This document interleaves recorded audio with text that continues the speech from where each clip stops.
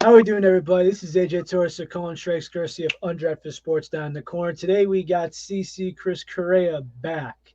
Now, last time we had you on the show, we rambled about the pain between the Red Sox and Yankees, good times and bad. And today we just talked trade deadline. Now, this I think.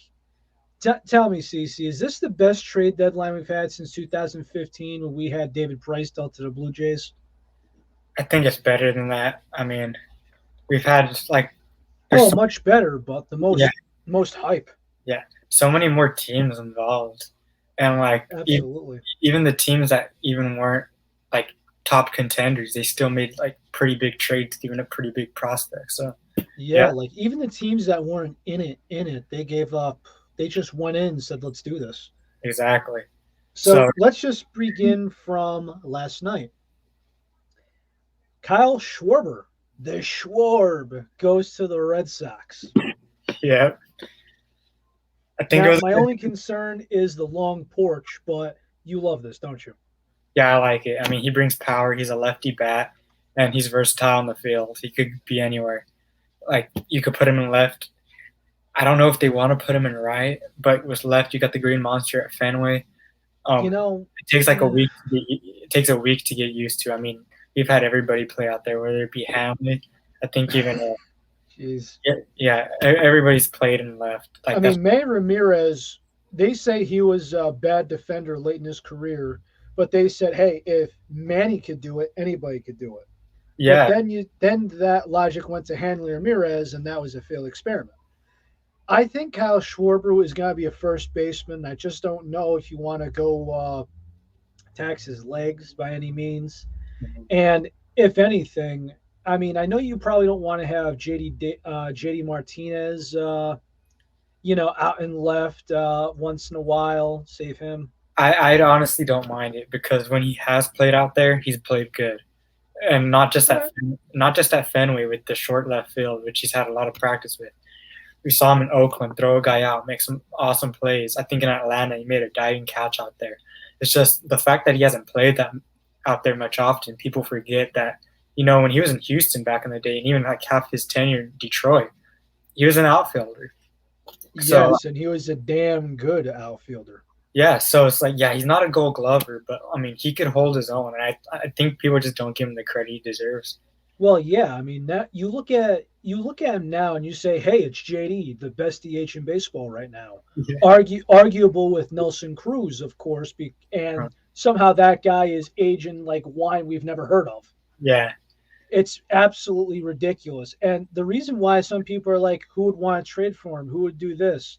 Well, in the sense of this guy being like Tom Brady, outside of Tom Brady with PEDs, this guy's in his early 40s and is just smoking the baseball, juice yeah, ball or not. yeah, and like I have seen people. You brought up PEDs. He did get caught at one point in his career, but sometimes you just got to give a guy credit. He has plate discipline. He's got raw power, not just power induced by PEDs, and he knows how to be patient in the box. So I mean, he's a veteran, like a true veteran. So yeah, whether you hate the guy or love the guy, you can't deny the fact that he's a good power hitter, and anybody could use him. Like All if the right. Reds could have gotten him, I would have loved that, but the Rays got him. So be it. Absolutely. And bring on the JD, as a Yankee fan, bring on the JD experience. All right. Next trade, we got Padres get Daniel Hudson from the Nationals. Now, I know what we're thinking because of everything that was linked to last night with Scherzer and Trey Turner. You're thinking disappointment. But at the end of the day, an ERA of 2.20 across 32 plus innings as a setup man, less a whip of less than one, it's 0.92.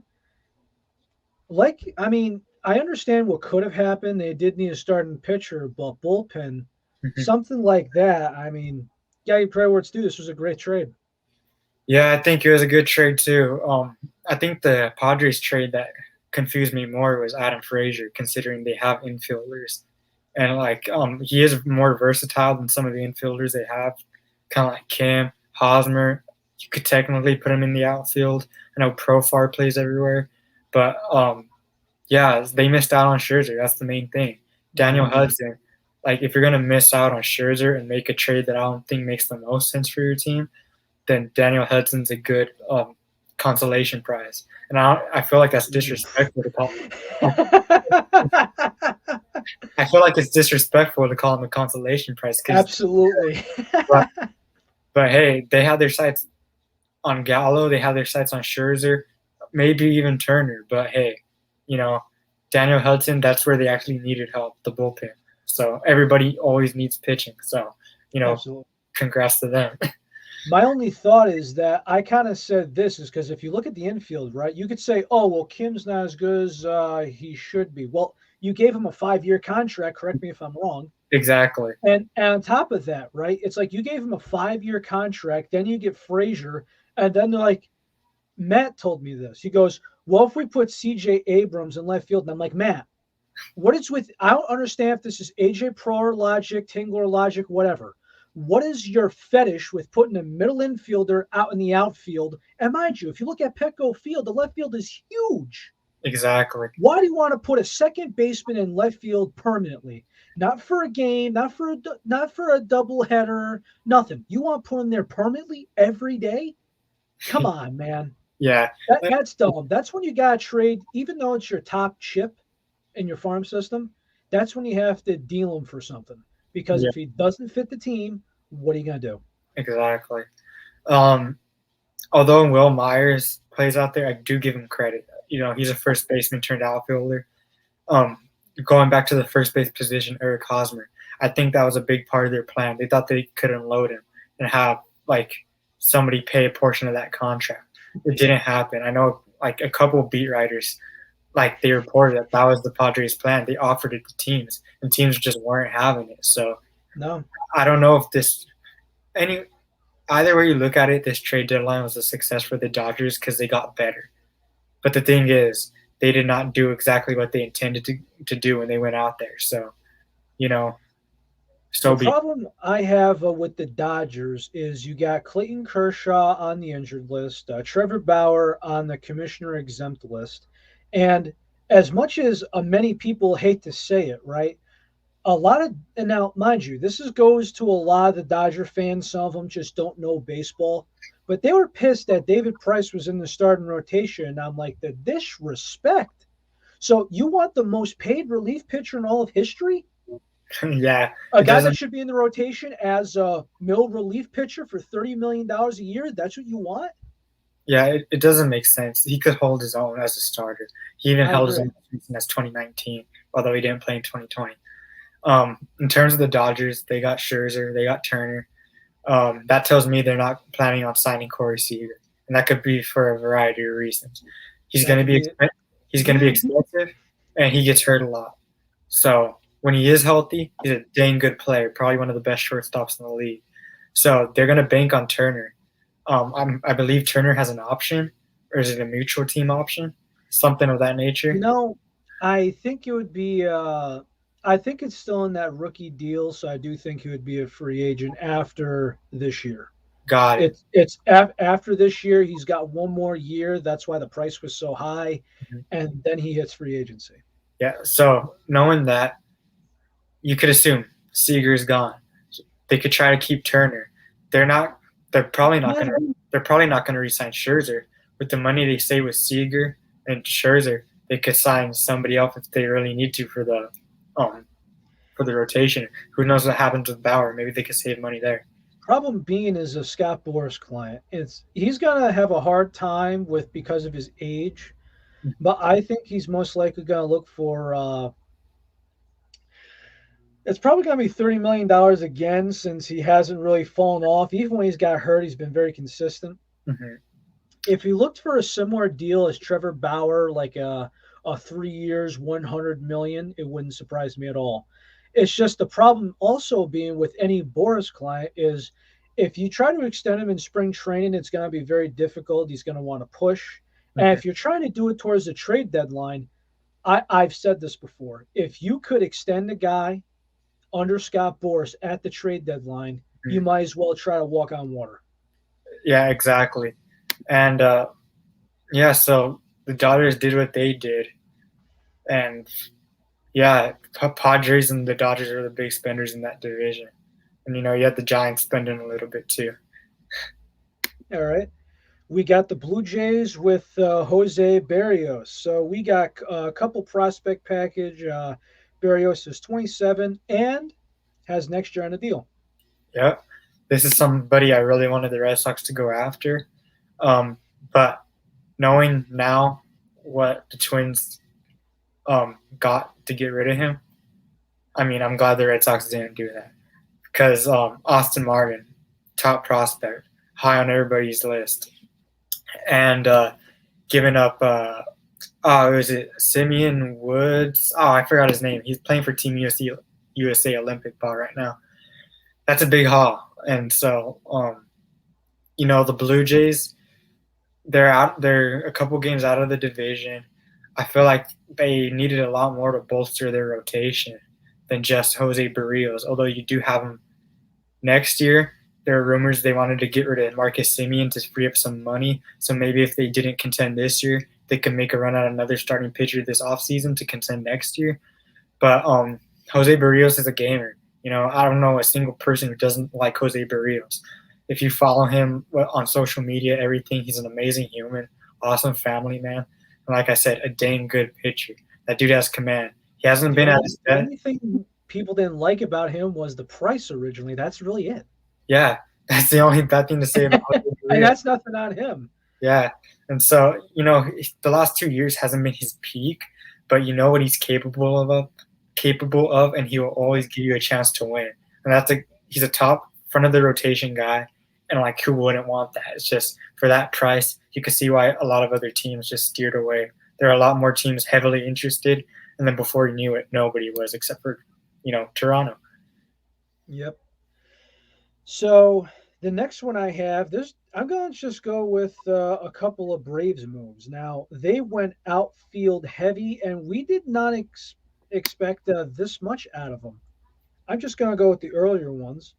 We have Eddie Rosario for Pablo Sandoval, which You know how I mean, are they pitch hitting in the American League? Like, what are they doing? If well we go by Eddie Rosario, if we go by Adam Duvall, and then we got Jorge Soler, that is an outfield core. Listen, I know Ronald Acuna Jr. is hurt, but if you look at all those guys right there, and who knows where Jack Pearson fits with all this, you got your pinch hitters, you got your outfield depth, everything.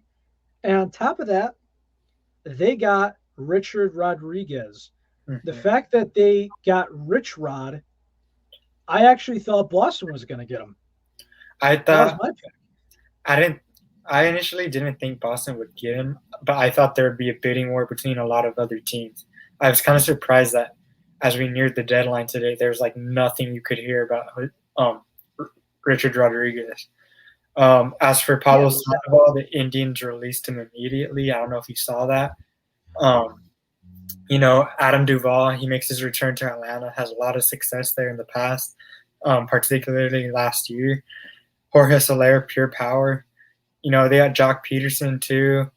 Um, like I said with the Red Sox on the live stream we did earlier, leading up to the deadline, it's a good problem to have. You have a lot of power from both sides of the plate, and you figure it out when you need to figure it out. You can look at lefty righty matchups, do all of that, but it's a good problem to have. absolutely an amazing problem to have. So let's see.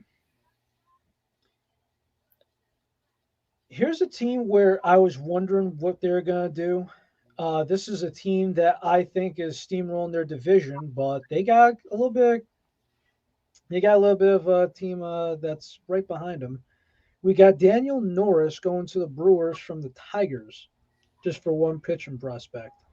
I think that one's uneventful. We'll move on. The Phillies, as I mentioned before, the starting rotation I think is solid. You got Zach Wheeler in there. That's on top of that thing. I mean, the problem being is right that bullpen. Joe Girardi, that's his strength, and he's done everything you can rest, switching roles, and ever since he's got there, It hasn't been his fault. This is the worst bullpen probably in history. This bullpen seems to. You look at the guy's ERA, and these are decent names that have played well on other teams. Yeah, But yet somehow, when the starter, has to hand the ball over, he takes a breath, watches on the bench, and he watches these relief pitchers that have ERAs of 6, 7, and 8 blow it. It's yeah. disgraceful. So the Phillies, I mentioned earlier in one of my tweets, I thought they reached on him. You know, they got Kyle Gibson, they got Freddie Galvis back, And and they got Ian Kennedy, yes. Ewan Kennedy. But I think they did give up a little too much for those guys, especially like that's not enough to save that bullpen. I think you needed one or two more guys, and there got more guys out there that ended up not getting dealt. So I think they could have done a little more.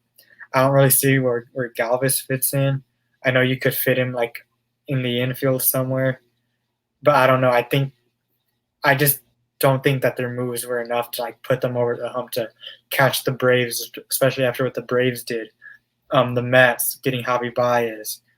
I was going to get into that one next. Well, let's get into that one next because that one's. I think that's a solid deal.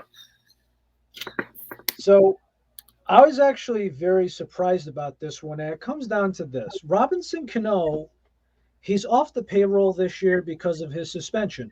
Uh-huh. But my thought was you got to keep Jeff McNeil at second base, or you're going to have to cut ties with Cano and just pay the contract. Yeah. Because if you're going to re sign Javi Baez, which is on the table because this is a new regime, Mm-hmm. if you have Javi Baez and Francisco Lindor as that infield, number one, it's going to cost over $500 million, probably like $550 million, Yeah. which is absolutely ridiculous for a duo. But I think Cano just kind of cuts the strings there. I mean, where are you going to put Baez? I think they needed it. The only problem is they're going to have somebody discipline him. That's where I'm going from there. Where I'm going from there, I'm taking a slightly different take on this. Javier Baez can't play second base. He said the only scenario where he'd want to play second base is when he's with Francisco Lindor. They played together on Team Puerto Rico. I understand all that. And I think Jeff McNeil, it's not that big of an issue if you put him in the outfield. I feel like a lot of his injuries have been just him just playing super hard. You can't really, get on a guy for his playing hard. Look at Pedroia. He got injured playing hard. You look at a bunch of other guys around the league. They hurt because they play just all out every single play. It's a blessing and a curse. But I think you make it work. And I think with him and Lindor up the middle, it just boosts the mojo. Lindor is usually a second half guy anyway. He's getting more barrels on the ball. Same thing with Pete Alonso. He's getting going again. I like the deal. And for the Cubs side, you got what was his name? The prospect. I know it was PCA. Pete Crow Armstrong. I mean, that's a heck of a haul. I think both sides win pretty much. And as for Cano, I think you deal with him when that time comes. All right, that's understandable. And another thing that gives Met fans a lot of hope is there was a Chris Bryant trade being discussed, except the big piece that every single Met fan seemed to agree upon is if JD Davis has to be involved in this trade, I'm not interested. So you got an upgrade in the infield as a rental. He didn't give up everything, and you have JD Davis. So that's a win.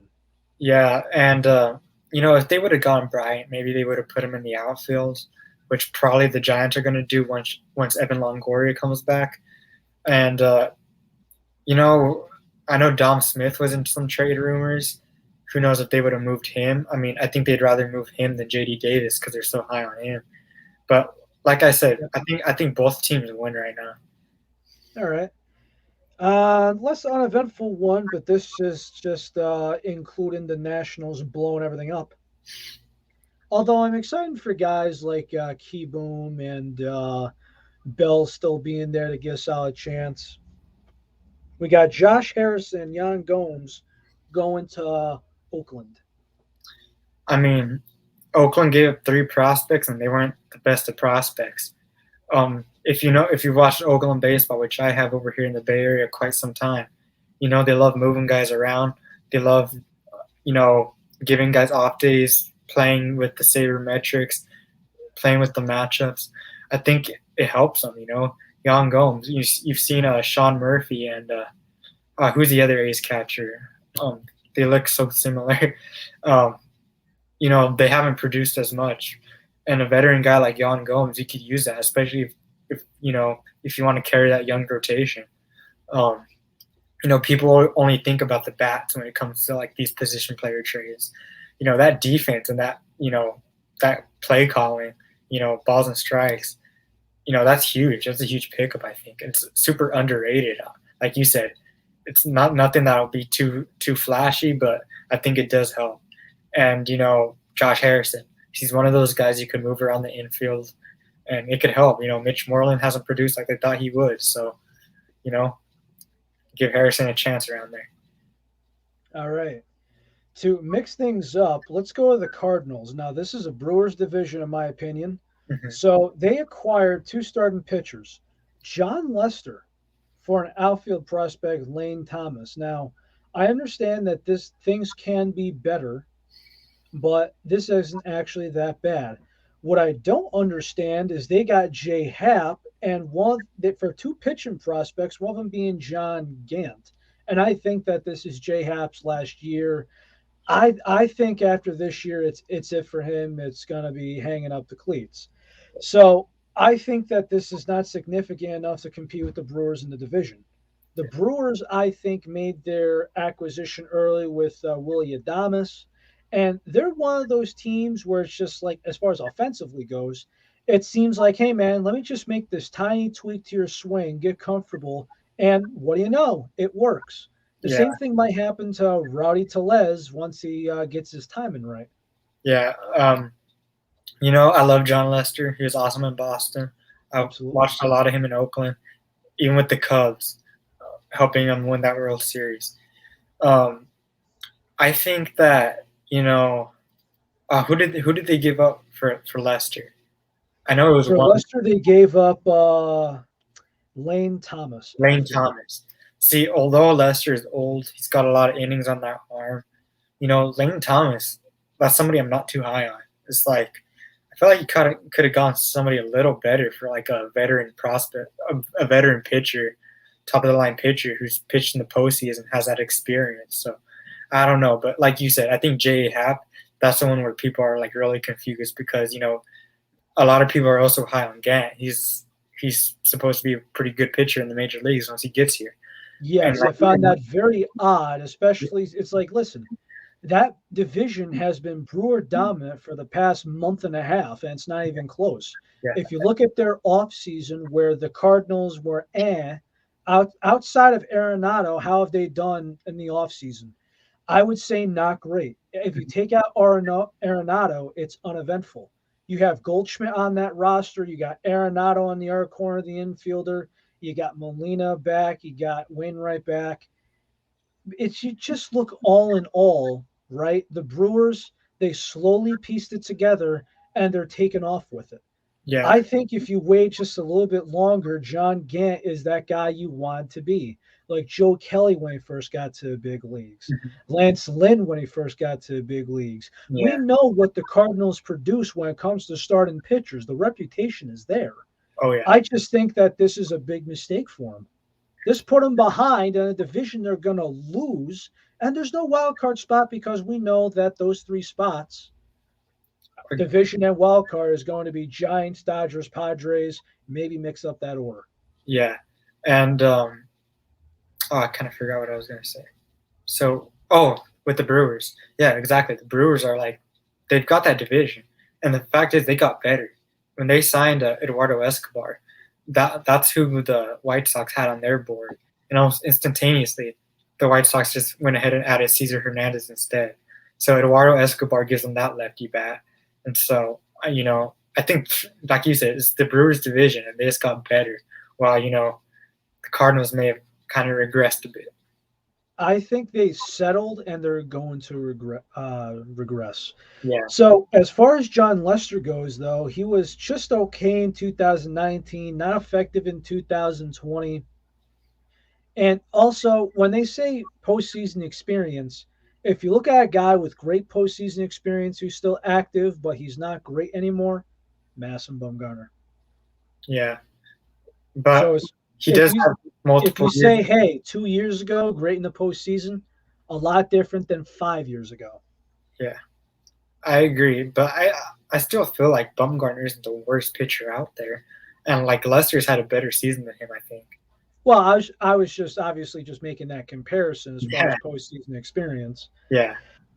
Let's see. This one I actually think is another great problem to have, especially since the White Sox cheaped out. Now, Hansel Robles went to the Red Sox, which I thought the White Sox would re-sign him, put him as man. They let him go to the Twins. But the White Sox, I'm not sure how they're going to do bullpen as far as set man and closer, but they got Craig Kimbrell. Mhm. I mean, like you said, another good problem to have. The thing with having Hendricks, having Kopech for a longer leave, and now having Kimbrel, you could switch guys up when you need to, especially if you're in a deep playoff run. What if Hendricks gets used 2 games in a row? What if you don't want to use him 2 games in a row? You could platoon him with Kimbrel. And there's Maybe, some guys that actually don't believe in that philosophy. Isn't that kind of funny? Me and you see it all the time. It's like, yeah, hey, Monday, Tuesday, Hendricks was in. Let's get him the off day. Hey, we got Kimbrel. Why yeah. not? Important game. Hey, let's do this. And how many times have we seen it, particularly with the Dodgers, the years they didn't win the World Series, where they exhaust their entire bullpen? They have somebody blow a lead, they go into extra innings, and they're running out of arms. If somebody's gonna blow a lead, which I highly doubt, because those guys are dang good, that's always possible. You know, you have that extra guy to finish off the game, no matter how long the game goes. So I know that's more of a National League problem, but I feel like that it's good to have guys who could pitch in high leverage situations late in the game. I think the Aussie and the Beard are gonna take this one. Yeah, As far as like the best setup man and closer in the game, I think it would be those two by far. What do you think? absolutely. Kimbrel was the Not best. not even close. Kimbrel was the best closer in the NL. Hendricks is the best closer in the AL. Now they're together. Watch out. All right. So here was an odd one, and I'm pissed about this. Andrew Heaney coming to the Yankees, and for what I don't know. Ross Listen, Detman. you've already heard the pain I've had. I think this is just another bargain bin move. We'll move on. Here's one I'll just say this on Heaney. He hasn't had a good couple years. He's a fly ball pitcher. I don't in understand New how York. in New York and Fly against ball pitcher in New York. Why? and against AL East teams who have just reloaded on power. I Yeah, mean, and to give up makes no sense. Ross Detmer for that, basically for a 1-for-1 trade, I don't get it.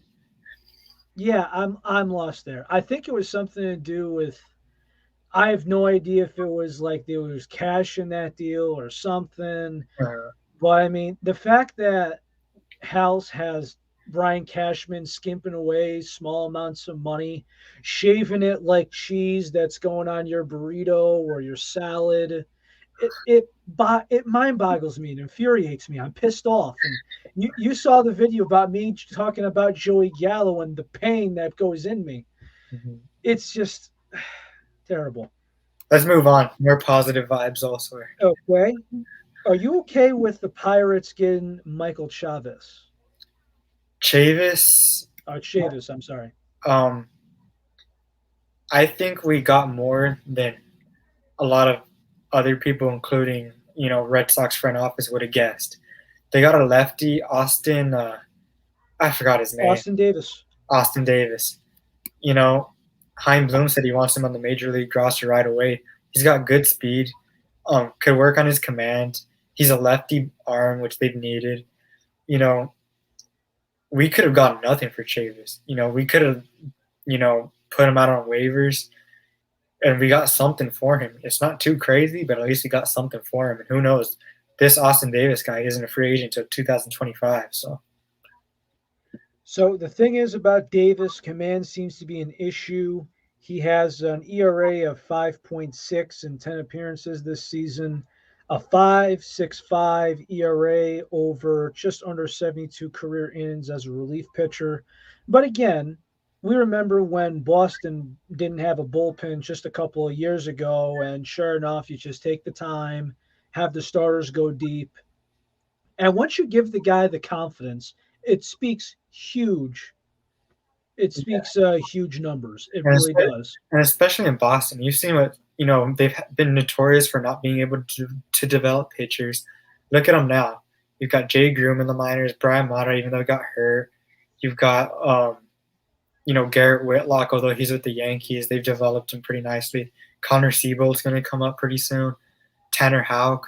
This is obviously they see something in this guy. Like I said, he's got the speed. Just needs to tweak a few things, and he could be a good guy for till 2025. All those years of control. I mean, for Chavis, that feels like a steal because Chavis hasn't been able to produce at the plate. Heck of a defender. You could put him anywhere around the field, but it just isn't happening as a hitter for him. So here's a very interesting one. This was a guy traded with a lot of team control. He's still considered a prospect, kind of. I mean, this was the guy that they thought would replace George Springer. And listen, Houstonian fans, if you thought that George Springer was coming back, you were wrong. Yeah. Because they weren't spending $100 million on him. Yeah, especially Miles Straw. He had potential, but the main piece of their farm system was Kyle Tucker, and finally Kyle Tucker has blossomed into the guy, that could obviously replace George Springer. Miles Straw, he's got the speed. He's got the defense. He just doesn't have as big of a bat, and bolster up the bullpen a little more. As far as power, the ball is deafened. They deafened it during the COVID year last year. They kept it the same this year.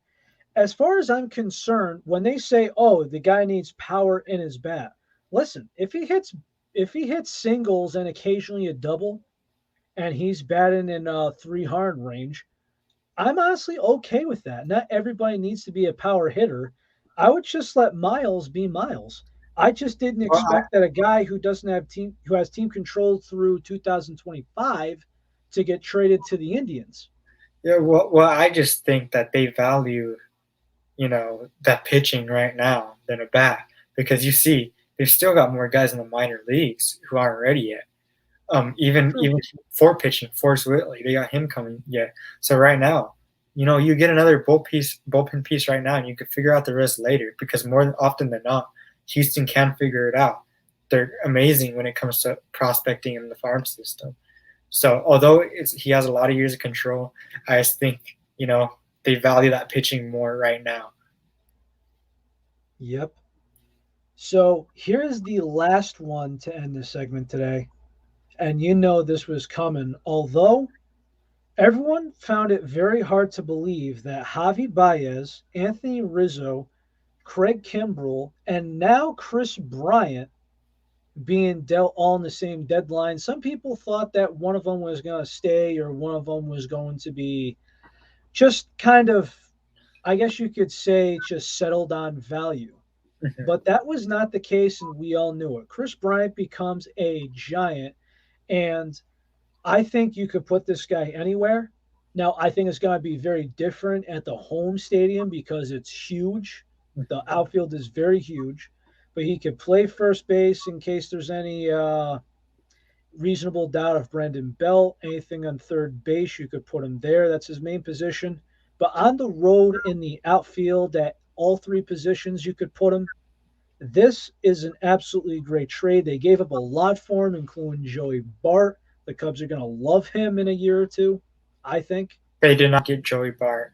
They did not. No, yeah, all the reporters screwed up and they ended up all deleting their tweets. So wow. Okay, what's going on with these reporters, man? They didn't get their shit together. Or one guy is just talking out of his rear end and is just giving out false information. What's with the fake news in baseball? It's like, oh, he failed his physical. Oh, they found something they didn't like. Oh, it needs to be finalized. Who is spreading fake news in MLB? And I want to know right now. There's been 2 of them now, and that's rare. Yeah, so yeah, the Cubs would have loved Joey Bart, but they're getting 2 like pretty good prospects, Alexander Canario and Caleb Killian. One's a pitcher, one's an outfielder, I believe. And if you speak to Max, he's very high on both of them. They weren't like top of the line prospects, but for Chris Bryant, another guy who's going to be a free agent at the end of the year, I think it's good for the Giants. Like you said, he could play outfield, obviously could play third, a little bit of first. I really don't see him playing first in the Giants uniform. He could play third when he comes later this week. Evan Longoria will come back. He'll move to the outfield. And then in the meantime, Darren Ruff and Lamont Wade Jr., they'll keep platooning at first base. And then when Brandon Belt comes back, you move one of those guys to the outfield, most likely Lamont Jr. So, it just gives them that much more flexibility. And they didn't give up a lot of prospects like a lot of people thought they would. So they save that for their future plans because they are an early team. They're an early bloomer. But it's a good trade. I saw somebody say that, like his splits against NL West teams and in Oracle Park, they aren't the best this year. But hey, he's a former MVP, former Rookie of the Year, like a 4-time All-Star. You get that for that price, even if he doesn't resign this offseason. So I just think it's a good deal. Also, I always put this in there too. If the guy's gonna get $200 to $300 million in the offseason, and you can't pay him, I can't pay him, the value might be a little different than what people say. Yeah. But all in all, could we go with winners and losers this trade deadline? Who do you got for winners? Who do you got for losers? I think the definite winners are the White Sox, Brewers, and the Dodgers. Okay. I'm trying to think if there are any more. I'm gonna go with let's see. I'm just scrolling through, going through my notes. I think you got to put the Yankees as winners, just simply because the prospects they gave up, their future was not in Yankee Stadium. Yeah. There's a lot of Rule 5 guys they keep last minute and then they pull them at the trade deadline. Same kind of guys that were traded for Zach Britton. If we go by the White Sox, they weren't flashy, but they retooled. Yeah. I would say the most definite losers, I guess that's the best way to put it. I got to put Phillies as definite losers because they should know what the hell they're doing right now. They're just extending their time where they're not going to succeed longer. And I'm going to throw the Cardinals in there. I put the Mariners because they didn't do anything. You think the Mariners should have made a run? No, I think the fact that they traded first and then they didn't follow up with anything, that even regressed them even more. They shouldn't have done anything. Just keep Graveman right now, where you got a good thing going for you. I agree because the Angels, right? People are saying, "What the hell are you trying to do?" If you got something like, even if it's just a prospect for Heaney that you feel confident with, and you have somebody to pull him in the rotation, so you don't have to rely on him anymore. I mean, it's a smart move for the Angels not doing anything because right now, the Mariners have been exceptionally good out of nowhere. The Astros are good, and the Oakland A's are good. Mm-hmm. So for them to stay put, it was just a good respect the process. Not too much, I would say, losers here. I mean, I've thought about it. I really have. I've put some real good consideration. I mean, I thought about the Yankees losing this because of just keeping guys away because of a little bit of salary cap room and such. But the fact that you got Rizzo in there, it kind of makes up for a little bit. Yeah, I think that if the Yankees are losers, it revolves around Andrew Heaney. You know what? I'm going to keep that neutral. I'll take it back. I'm going to go neutral on the Yankees. I don't consider them a winner or loser. Yeah, that's a trade that, like I said before, it kind of like surprised me. It's like that's one guy I would not expect the Yankees to go after. Well, It's also, what we if gave you up. remember, they had Vernon Wells on the team, and the Blue Jays and Angels paid that contract, so they had him on the team for nothing. Yeah. Yeah. I think it was a good deadline for most people. I mean, we both agree Phillies, they could have done better. They could have done things differently. They But I think, should have just done nothing. yeah, but I think even for like the Red Sox, who did very minimal, most of the teams at this year's deadline, they got better to some extent. So, The Red Sox, it wasn't flashy like people thought it was going to be. Now, I had them as my pick of as getting Rich Rod, but hey, you got yourself a couple of prospects.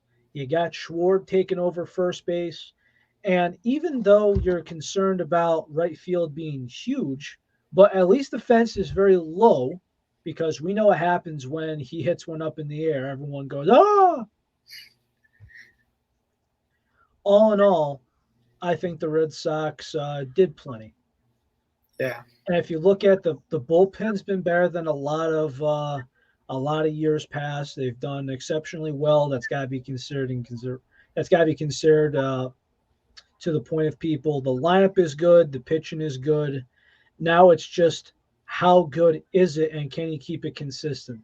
Can you mhm. stay hot when you need it? Can you be hot towards the end of the year? And as far as my concern is, the only team you have to worry about, CC, if I'm a Red Sox fan, Tampa Bay. it's Tampa, it's the Astros, and depending on how if they get past the wild card round, the Oakland A's. Yeah, I agree. Everybody else I consider it a wash. The White Sox, I think the Red Sox are better than the White Sox on their good or bad day. I think they could give him trouble. You think so? I think so. You got Luis Robert coming back later on. Eloy's back. Cesar Hernandez fills that second base gap. I mean, and their bullpen, their pitching, their rotation too. All right. Like they have good guys everywhere. They may not be like the best at one thing, but they're pretty good at pretty much everything. All right. Last question before we take off. If we go towards the Mets, it is a win your division or bust mentality. Of course, everyone wants to win it all, but if they don't win their division, it's done. So if we go by how much the Braves upgraded, and if we look at all the guys that the Mets have on the injured list, Lindor with a very tricky oblique injury, Jacob DeGrom got set back and he's not going to be throwing for 2 weeks. Mm-hmm. Carlos Carrasco, you're putting a lot of pressure on him. Taiwan Walker he's kind of in a slump. I think he'll be out of it. And Noah Syndergaard, not only you're not going to expect him until around Labor Day, but if you go by him in the starting rotation, before he got hurt, here's what happened with him. He can't throw inside anymore. He's only a two-pitch pitcher. Third time through the lineup is a liability. He throws a fastball slider combo, and he's got to try and throw it for 90 to 100 pitches. Mm-hmm. And plus, with the way that his injury history looks, listen, great pitcher, great guy.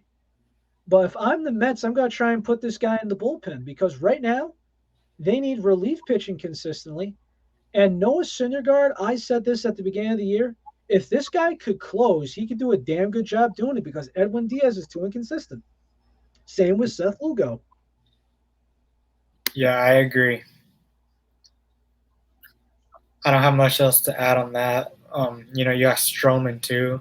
He's kind of picked up some of the load, but could he stay healthy and can he pitch consistently? I can't talk right now. I'm sorry. But yeah, it's division or bust for the Mets. And the starting rotation, even with the Grom coming back, you're still wondering what these guys are going to do because right now it's like, okay, we got Stroman, we got Walker, and another guy that's constantly being DFA'd who's doing well for you and deserves more respect. I mean, what are you going to do, man? I mean, what are we going to do? Call Bruce Pounders again? But by the way, I'm sorry, but I've said this for a long time. I've never met a tiny guy named Bruce before. And I would hate to be a big guy with the last name Pounders. Yeah, tough luck. That's the same thing with the Astros relief pitcher with the last name Scrub. You got to be a big guy and you've got to be tough mentally with the last name Scrub. Yeah, And tough. I think that's the best way to end it. Thank you, everybody. Chris, final thoughts. Um, you know, like I said before, everybody got a little better, except for maybe a couple of teams. Should be a fun race to October, and I look forward to it. And we'll probably go an article about this. I'm going to try and type one up about the winners and losers of this deadline.